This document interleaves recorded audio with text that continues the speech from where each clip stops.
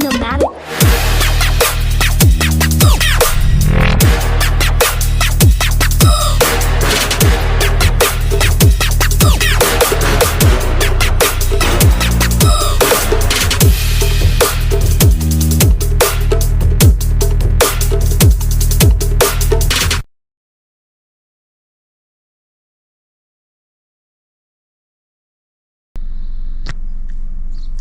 Kamusta mga Juan? I'm your Nomadic Juan, ang iyong hugot travel bay na may puso, and welcome back to another vlog. And this vlog is our first entry for 2024, pero for sure late na ito ma-upload, mga middle of the year, kasi unahin natin yung mga nakuha natin before. So ngayon, for today's video, pupunta tayo ng Castlepoint sa may Wairarapa region. So about 2 hours plus drive from Wellington. So famous doon yung lighthouse. So tara, explore natin. And this is episode 11 of our Biyahe with me in New Zealand. Let's go.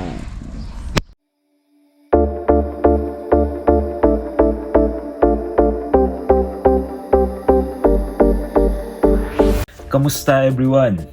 This is episode 11 of our Biyahe with me in New Zealand. After one lighthouse to another, I will take you to one of the last two remaining beam lighthouses in New Zealand, ang Castlepoint Lighthouse.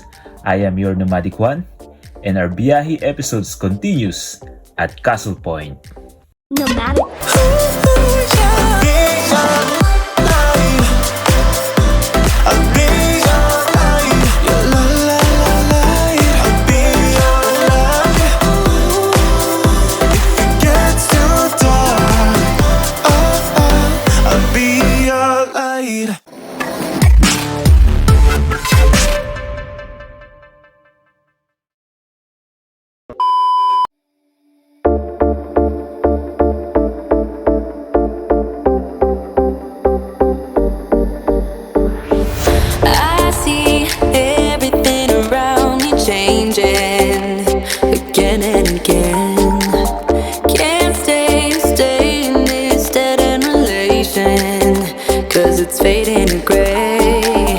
Castlepoint has been voted one of the country's top 10 most loved beaches. Just an hour from Masterton, it's the perfect getaway with swimming, surfing, walking trails galore, and a rugged East Coast vibe.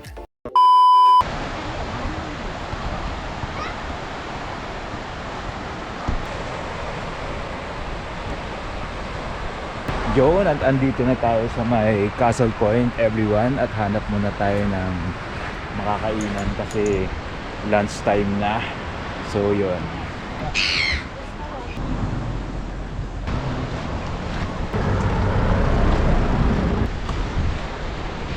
Castlepoint's beach is often visited by dolphins and fur seals. Look also for seabirds. White-fronted terns, red-billed gulls, and black shags inhabit the south end of the reef. Reef herons and black-bug gulls nest on the sheer cliffs of the Castle Rock. I feel everything inside me changes over and over again. Can't wait knowing that our love is wasted, yeah, wasted. We're running blind and we don't know why. Was it really what we had in mind?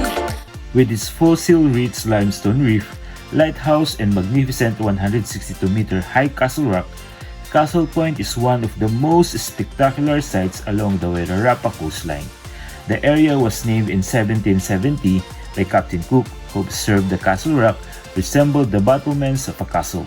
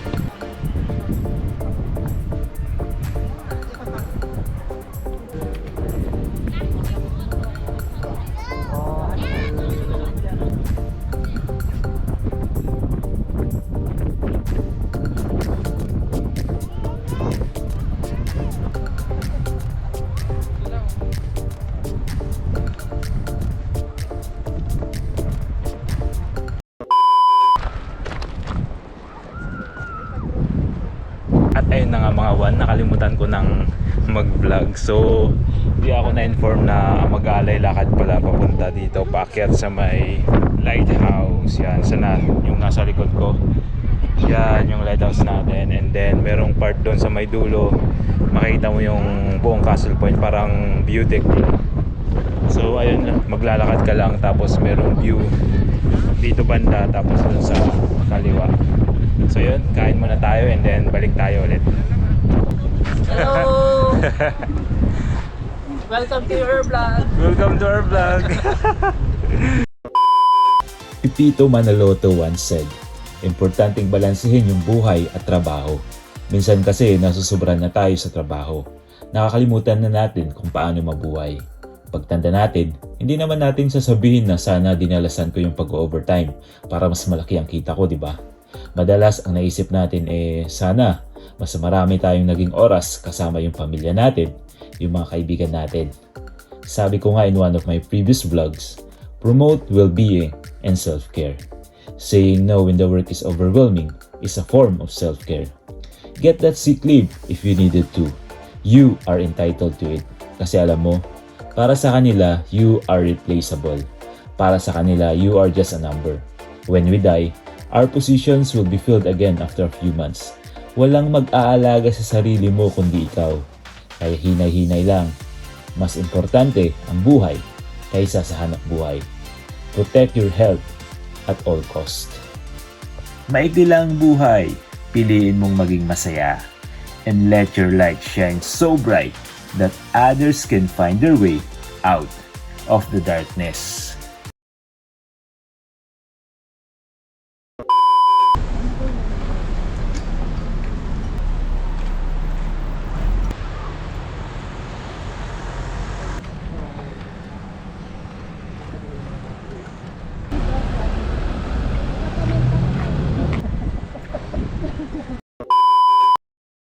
At yun na nga mga Juan, so pauwi na tayo ngayon from Castlepoint, and that's our Castlepoint vlog. It's our episode 11 ng ating biyahe with me in New Zealand. So yun, makita nyo lang doon is yung lighthouse, tapos mga mahilig sa beach.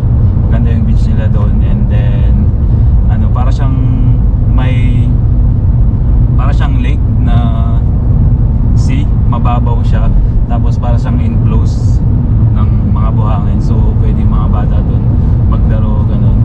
And then pwede ding mag-fishing, pero at your own risk kasi parang delikado siya. So ayun, that's our Castlepoint vlog. And sa mga bago pa lang sa channel ko, I'm your Nomadic Juan, ang iyong hugot travel bay na may puso. And don't forget to subscribe to my YouTube channel and hit that notification bell para naman updated kayo sa mga bagong videos ko. So ayun, tatapusin ko na everyone. This is episode 11 of Biyahe with me, and see you on my next vlog.